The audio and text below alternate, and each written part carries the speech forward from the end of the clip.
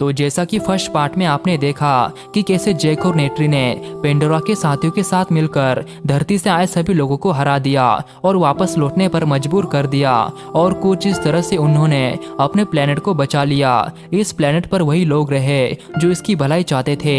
Jack को उसके साथी डॉक्टर ग्रेस के अवतार से एक बेटी मिली जिसका नाम उसने किटी रखा, और अपने पहले बेटा का नाम उसने निटेम रखा। यहाँ के सभी लोगों का मानना था कि उनकी जिंदगी यहाँ की देवी एवा की देन है, जिसके लिए हमें उसका शुक्रगुजार होना चाहिए। अब ऐसे ही कई सारे दिन बीत गए और जैक नेट्री के साथ काफी खुश था, और अब उनके पूरे 4 बच्चे भी हो चुके थे। उन्हें वहाँ पर एक छोटा सा बच्चा भी मिला जो कि कर्नल का था, लेकिन अब क्योंकि कर्नल मारा जा चुका था तो उन्होंने उसकी परवरिश की और उसका नाम स्पाइडर रखा। उसकी जैक के बच्चों के साथ काफी अच्छी दोस्ती भी हो चुकी थी और वो हमेशा उनके साथ ही खेला करता था। लेकिन नेट्री इस बात से बिल्कुल भी खुश नहीं थी क्योंकि वो उसके लिए एक एलियन की तरह था, जिससे वो बिल्कुल भी पसंद नहीं करती थी। जैक ने अपने बच्चों को लड़ने की कला सिखाई, सब कुछ काफी अच्छे से चल रहा था, लेकिन तभी एक दिन आसमान में उन्हें एक स्पेसशिप दिखाई दी जो कि इंसानों की थी।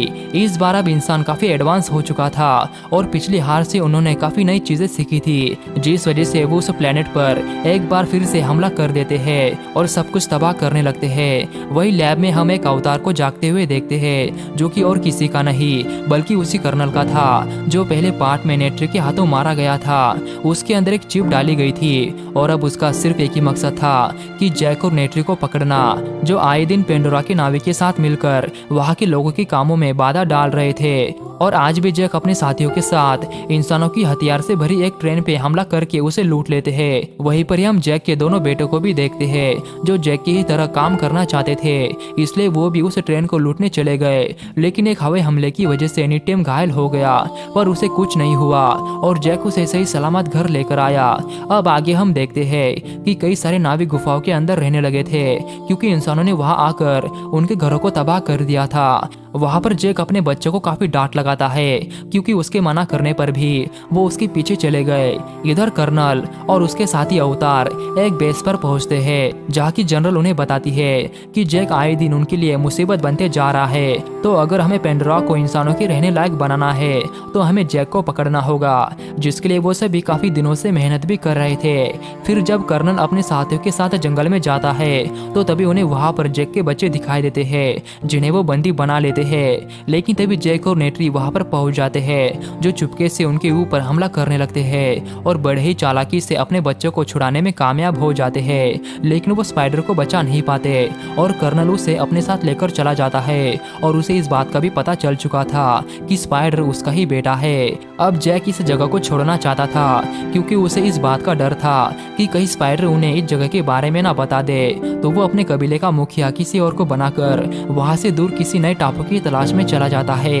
इधर स्पाइडर को काफी टॉर्चर किया जा रहा था ताकि वो उन्हें उस कबीले के बारे में बता दे, लेकिन लाख टॉर्चर करने के बावजूद भी स्पाइडर उन्हें कुछ भी नहीं बताता। फिर कर्नल उसके पास आता है और उसे काफी प्यार से समझाता है कि अगर वो उस कबीले का पता बता दे तो वो उसे यहाँ से जाने देगा। दूसरी तरफ कई टापुओं को पार करने के बाद जैक अपनी फैमिली के साथ एक अनोखे टापू पर पहुंच जाता है जहाँ के लोग जमीन और पानी दोनों जगहों पर रहने के लिए सक्षम थे। जैक वहाँ के मुखिया से रिक्वेस्ट करता है कि वो उन्हें वहाँ पर रहने के लिए जगह दे दे, पर मुखिया बताता है कि वो पानी में रहने वाले हैं जिस वजह से तुम हमारे साथ नहीं रह सकते। लेकिन जैक कहता है कि वो बहुत ही जल्द उनके तौर तरीके सीख लेंगे और वो खुद को इतना काबिल भी बना लेंगे कि वो पानी के अंदर भी रह सके। मुखिया भी उसकी बातें समझ जाता है और यहाँ पर रहने की इजाजत दे देता है और अपने बच्चों को कहता है कि आज से इन सभी को सिखाने की जिम्मेदारी तुम दोनों की। फिर उसी दिन से उनकी ट्रेनिंग स्टार्ट होती है और वो उन्हें पानी के अंदर रहना सिखाते हैं, वहाँ के जानवर की सवारी करना सिखाते हैं। हालांकि शुरू में उन्हें काफी दिक्कतों का सामना करना पड़ता है, लेकिन धीरे धीरे वो पानी के अंदर सांस लेना और जानवर की सवारी करना सीख रहे थे। इधर कर्नल स्पाइडर को इकरार चुनने के लिए बोलता है ताकि वो पूरी तरीके से नावी बन जाए। फिर स्पाइडर भी अपने लिए एक इकरार चुन लेता है। इधर मुखिया का बेटा अपने दोस्तों के साथ मिलकर कीट की हरकतों का मजाक उड़ा रहा था, जिस वजह से उनकी कीट के भाई निटेम और रॉक से लड़ाई हो जाती है। लेकिन बाद में जैक अपने बच्चों को समझाता है कि हमें यहाँ पर रहना है, हम इस तरह से यहाँ के लोगों के साथ मारपीट नहीं कर सकते, वरना वो हमें यहाँ से निकाल भी सकते हैं। तो अगली सुबह रॉक मुखिया के बेटे से माफी मांगता है और दोनों हाथ मिलाते हैं, पर मुखिया के बेटा उससे दोस्ती का दिखावा करता है और उसे वहाँ से दूर एक नई जगह पे लेकर आता है और कहता है कि हम यहाँ पर शिकार करेंगे। फिर जब रॉक एक मछली का शिकार करता है तो तभी वो देखता है कि बाकी सभी लोग जा चुके हैं। फिर जब वो वहां से जाने लगा तो तभी एक बड़ी सी मछली उसके ऊपर हमला कर देती है और रॉक खुद को बचाने के लिए कुछ पत्थरों के अंदर चला जाता है, लेकिन अब रॉक की सांसें फूलने लगी थी। फिर जब वो वहां से ऊपर जाने लगा तो तभी उसने देखा कि वो मछली उसकी तरफ काफी तेजी से आ रही है। वो मछली उसे खाने वाली थी, लेकिन तभी एक बड़ी सी व्हेल वहां आकर उसकी जान बचा लेती है और रॉक जल्दी से ऊपर जाने की कोशिश करता है, लेकिन अब सांस फूलने की वजह से वो बेहोश हो जाता है। फिर अगले सीन में जब उसे होश आता है तो देखता है कि वो उसी व्हेल के ऊपर है, यानी कि उसने उसकी जान बचा ली, जिसके लिए वो उसे थैंक्स भी कहता है। और अब देखने से ऐसा लग रहा था कि वो व्हेल उसे अपना दोस्त भी बनाना चाहती है। और फिर तभी रॉक देखता है कि उस व्हेल के अंदर एक काफी बड़ा रॉड भी घुसा हुआ था, जिसे वो अपना जोर लगाकर बाहर निकाल देता है, जिसके बाद वो उसे उसके घर लेकर आता है, जहाँ पर सभी लोग रॉक को काफी समय से ढूंढ रहे थे। मुखिया उसके बेटे को सजा देने वाला था, लेकिन रॉक कह देता है कि इसमें उसकी कोई भी गलती नहीं थी, मैं अपनी गलती की वजह से वहाँ पर फंसा था। जो सुनकर मुखिया का बेटा अब उससे सच्ची दोस्ती कर लेता है। अगले दिन रॉक अपने सभी दोस्तों को बताता है कि उसकी जान एक व्हेल मछली ने बचाई, जिसका ऊपर का एक फिन भी कटा हुआ था। यह सुनकर मुखिया की बेटी समझ जाती है और बताती है कि उन व्हेल मछलियों को टुकुन कहा जाता है, लेकिन तुमने जिसे देखा वो पाइकन है, जिसे सबसे अलग और अकेला कर दिया गया, क्योंकि लोगों का मानना था कि उसने कई सारे नाविकों को मारा था। लेकिन रॉक यह बात मानने से मना कर देता है, क्योंकि उसने उसकी जान बचाई थी। वो वहां से उठकर सीधा पाइकन के पास गया और उससे पूछने लगा कि सभी लोगों ने उसे अकेला क्यों कर दिया। तो पाइकन उसे अपने साथ समंदर के गहराइयों में ले जाने लगता है। इधर कर्नल जैक की तलाश में था। उसने समंदर के ऊपर बसे हर एक टापू की तलाश की और आखिरकार उन्हें वो टापू मिल भी गया जहाँ पर जैक रह रहा है। वो वहाँ के सभी लोगों को बंदी बना लेते हैं और पूछते हैं कि जैक कहाँ पर है, लेकिन उनके कुछ न बताने पर वो उस टापू पर आग लगा देते हैं। जैक उसी टापू के दूसरे छोर पर रह रहा था। मुखिया उसे बताता है कि वो लोग तुम्हें ढूंढते हुए यहाँ पर आ चुके हैं। इधर लोगों के कुछ न बताने पर कर्नल को एक आइडिया आता है कि वो टुकन का शिकार करेंगे, जिससे इन्हें समझ में आ जाएगा कि वो कितने ताकतवर है और शायद डर के मारे वो जैक के बारे में भी बता दे। इधर समंदर के अंदर रॉक पाइकन से बॉन्ड बनाकर उसके बारे में जान पाता है कि उसे अलग क्यों किया गया।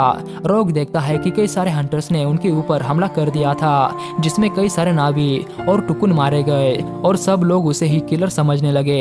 इधर कर्नल अपने आधुनिक हथियारों से वहाँ के काफी बड़े टुकुन को मार गिराते हैं और उसकी लाश को उस टापू के पास फेंक देते हैं, जो देख वहाँ के सभी लोग काफी ज्यादा दुखी होते हैं, क्योंकि वो वहाँ के हर एक जानवर को अपने परिवार का हिस्सा समझते हैं। तो अब गुस्से में आकर वो उनके साथ लड़ने का फैसला करते हैं, लेकिन जैक उन्हें समझाता है कि हम उनका मुकाबला नहीं कर सकते, क्योंकि उनके पास कई सारे आधुनिक हथियार है। इधर रॉक पाइकन को लेकर काफी परेशान हो रहा था, तो समंदर में छलांग लगाकर वो उसकी ओर जाने लगा।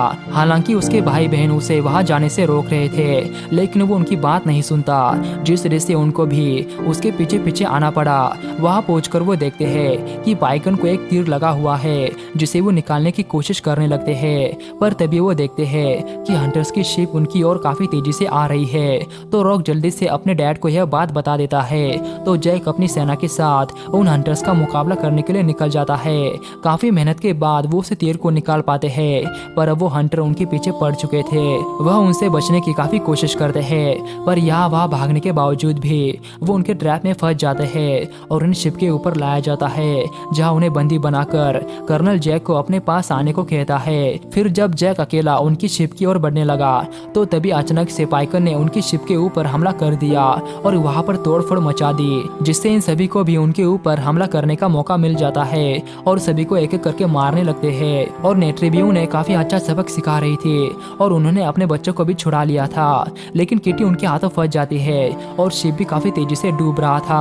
और इधर भागते समय जैक के बड़े बेटे नीटेम को गोली लग जाती है, जिस वजह से उसकी वहीं पर ही मौत हो जाती है, जिससे उसके परिवार वाले काफी दुखी होते हैं। अब क्योंकि किटी इनके ही कब्जे में थी तो जैक और नेट्री बड़े ही गुस्से में उन्हें मारने के लिए निकल जाते हैं। वो काफी सारे हंटर्स को मौत के घाट उतार देते हैं, लेकिन तभी कर्नल किटी को अपने चाकू की नोक पर ले लेता है और जैक को अपना हथियार फेंकने को कहता है।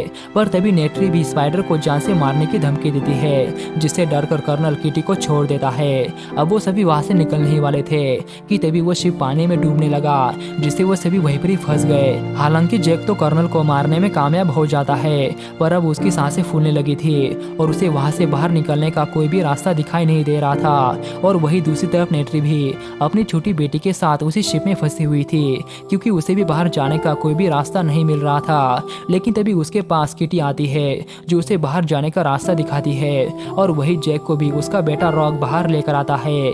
और वही पानी के अंदर हम कर्नल को देखते हैं जो अभी जिंदा था, तो उसका बेटा स्पाइडर उसे बाहर लेकर आता है। वो अपने बेटे को अपने साथ चलने को कहता है, लेकिन वो उसके साथ जाने के बजाय जैक के फैमिली के पास आता है, क्योंकि वो उनके ही साथ रहना चाहता था। और स्पाइडर को पाकर जैक और उसकी फैमिली भी काफी खुश होती है। अब मूवी के आखिर में जैक के बेटे निटेम को उनकी देवी एवा के पास सौंप दिया जाता है, और इसी के साथ ही ये कहानी यहीं पर ही खत्म हो जाती है। तो दोस्तों, अगर आपको वीडियो पसंद आया हो तो लाइक और चैनल को सब्सक्राइब भी जरूर कर लेना। तो मिलते हैं अगली वीडियो में।